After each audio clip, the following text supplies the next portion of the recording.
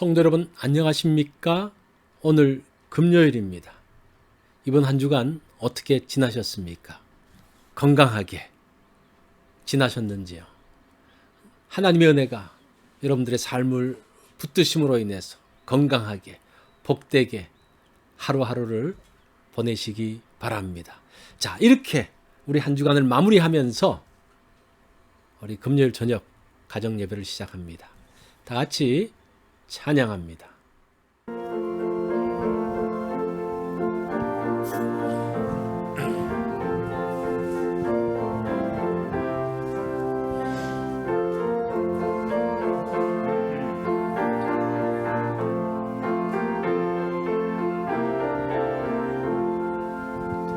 내 진정 사모하는 친구가 되소는 구주 예수님을 아름다워라. 산 밑에 백합화요 빛나는 새벽별 주님 영원할 길 아주 없도다. 내 맘이 아플 적에 큰 위로 되시며 나 외로울 때 좋은 친구라. 주는 저 산 밑에 백합 빛나는 새벽별 이 땅 위에 비길 것이 없도다. 내 맘의 모든 염려 이 세상 오락도 주님 항상 같이 하여 주시고 시험을 당할 때에 악마의 계교를 즉시 물리치사 나를 지키네. 온 세상 날 버려도 주 예수 안 버려 끝까지 나를 돌아보시니. 주는 저 산 밑에 백합 빛나는 새벽별 이 땅 위에 비길 것이 없도다.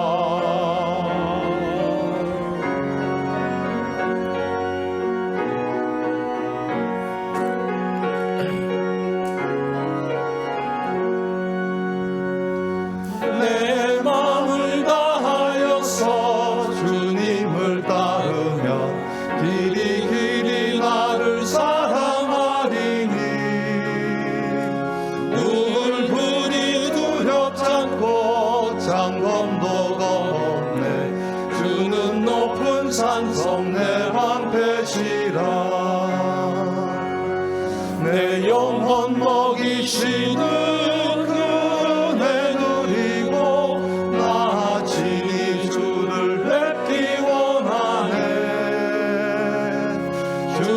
저 산 밑에 백합 빛나는 새벽별 이 땅 위에 이길 것이 없도다.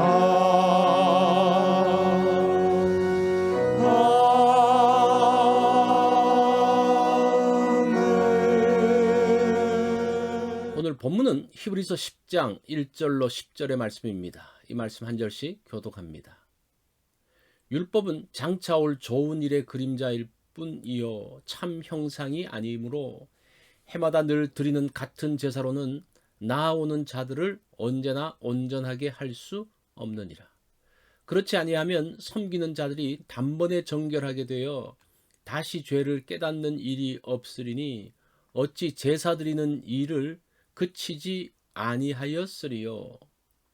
그러나 이 제사들에는 해마다 죄를 기억하게 하는 것이 있나니 이는 황소와 염소의 피가 능히 죄를 없이 하지 못함이라. 그러므로 주께서 세상에 임하실 때에 이르시되 하나님이 제사와 예물을 원하지 아니하시고 오직 나를 위하여 한 몸을 예비하셨도다.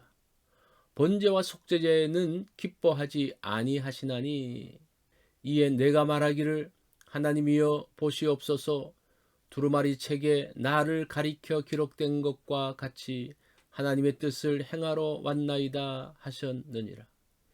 위에 말씀하시기를 주께서는 제사와 예물과 번제와 속죄제는 원하지도 아니하고 기뻐하지도 아니하신다 하셨고 이는 다 율법을 따라 드리는 것이라. 그 후에 말씀하시기를 보시옵소서 내가 하나님의 뜻을 행하러 왔나이다 하셨으니 그 첫째 것을 패하심은 둘째 것을 세우려 하심이라. 이 뜻을 따라 예수 그리스도의 몸을 단번에 들이심으로 말미암아 우리가 거룩함을 얻었노라. 아멘. 오늘 말씀의 제목은 패할 것과 세울 것입니다. 새 집이나 아파트를 짓기 전에 모델하우스를 만듭니다. 사람들은 모델하우스를 보고 집이 어떻게 지어질지를 알게 됩니다. 모델하우스는 앞으로 만들어질 집의 모습을 가장 잘 보여줍니다. 장차 지어질 집의 모양과 크기, 기능 등을 그대로 보여줍니다. 그런데 모델하우스에서는 사람이 살지 않습니다. 이것은 실체가 아니기 때문이죠. 자, 그 실체에 대한 말씀을 오늘 1절에서 합니다.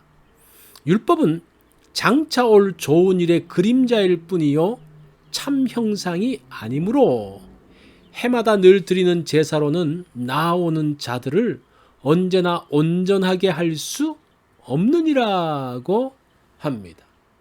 율법은 실체가 아니라고 합니다. 참 형상의 그림자라고 합니다. 율법은 참 형상을 위한 모델 하우스입니다. 해마다 드리는 율법의 제사로는 죄인들을 온전케 할 수 없습니다. 율법의 제사는 해마다 죄를 생각나게 하는 것뿐입니다. 하나님은 제사와 제물이 아닌 실제 한 몸을 준비하셨습니다. 예수 그리스도께서 이른 하나님의 뜻을 이루기 위해서 오셨습니다. 9절로 10절 말씀을 보십시오. 내가 하나님의 뜻을 행하러 왔나이다 하셨으니 그 첫째 것을 패하심은 둘째 것을 세우려 하심이라. 이 뜻을 따라 예수 그리스도의 몸을 단번에 들이심으로 말미암아 우리가 거룩함을 얻었노라고 합니다. 하나님께서 첫째 것인 율법을 패하심은 둘째 것을 세우기 위함입니다. 율법의 제사가 온전치 못함으로 예수 그리스도의 몸을 들이셨습니다. 그로 인해서 죄인들이 거룩하게 되었습니다. 하나님은 제사와 예물보다는 하나님의 뜻에 순종하는 것을 원하십니다. 예수님은 자신의 몸을 드리기 전에 하나님께 순종을 드렸습니다. 죄인들이 용서받는 것은 제물을 드려서가 아닙니다. 하나님께서 정하신 율법의 말씀에 순종했기 때문입니다. 하나님께서 제사를 드리면 깨끗해진다고 말씀하셨기 때문에 그것에 순종하고 나가는 겁니다. 그런데 하나님 말씀을 뒤로 하고 제사만 기억하는 것은 잘못입니다. 율법의 제사는 예수님이 오시기 전까지만입니다. 제사는 예수님이 하실 대속제사의 그림자입니다. 실체이신 예수님이 오심으로 완성되었습니다. 율법제사의 그림자는 폐하여졌습니다. 실체이신 예수님은 한 영원한 제사를 드렸습니다. 한 번의 제사로 영원한 속죄를 이루셨습니다. 이것이 하나님께서 원하시던 것입니다. 예수님은 이런 하나님의 뜻에 순종하셨습니다. 사무엘상 15장 22절에 보면 순종이 제사보다 낫고 듣는 것이 수양의 기름보다 나으니라고 합니다. 하나님의 말씀대로 아말렉을 온전히 멸하지 않은 사울 왕에게 사무엘은 순종이 제사보다 낫다고 했습니다. 하나님 말씀을 뒤로 하고 제사만을 생각하는 것은 잘못이라는 겁니다. 사울은 하나님께 제사를 드리는 것보다 어떻게 보면 자신의 생각에 사로잡혀 있었죠.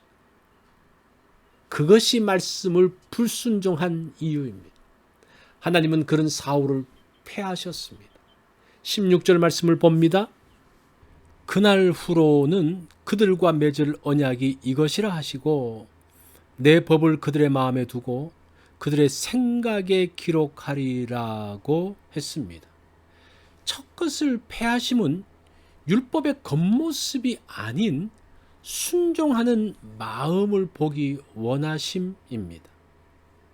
하나님의 율법의 말씀을 마음으로 동의하여 순종하기 원하는 것입니다. 이것이 둘째 것인 새 언약입니다. 율법이 폐하여졌다는 것은 말씀에 순종하는 마음으로 옮겨가는 것입니다. 이제는 외적인 모습으로 평가되지 않고 내면의 동기로 평가되어질 것입니다. 외적인 제사가 아닌 내면으로 하는 순종의 제사가 드려지기 원합니다. 그로 인해서 하나님의 뜻이 이루어지기 원합니다. 첫째 것이나 둘째 것이나 그 바탕은 순종하는 마음입니다. 둘째 것은 예수 그리스도를 통하여 하나님 말씀에 더 강조점을 두었습니다. 형식적이고 외적인 것이 아닌 하나님께 초점을 맞추기 원합니다. 오늘 내가 순종해야 할 말씀은 어떤 것인가요? 우리가 이 말씀을 기억하면서 하루를 산다면 정말 우리의 삶들이 하나님과 동행하는 그러한 삶이 될 것입니다. 자, 이 순종이라는 단어를 기억하면서 하루를 살면 좋겠습니다. 금요일 기도 제목입니다. 하나님이 기뻐하시는 삶을 위해서 기도가 필요합니다. 또 한국 땅과 미국 땅을 위해서 기도가 필요합니다. 우리가 파송한 세 분의 선교사님과 협력하는 세 분의 선교사님을 위해서 기도해 주십시오. 또 개혁신학교를 위해서도 기도해 주시기 바랍니다. 우리 또 성경 읽기 있는 것 기억해 주십시오.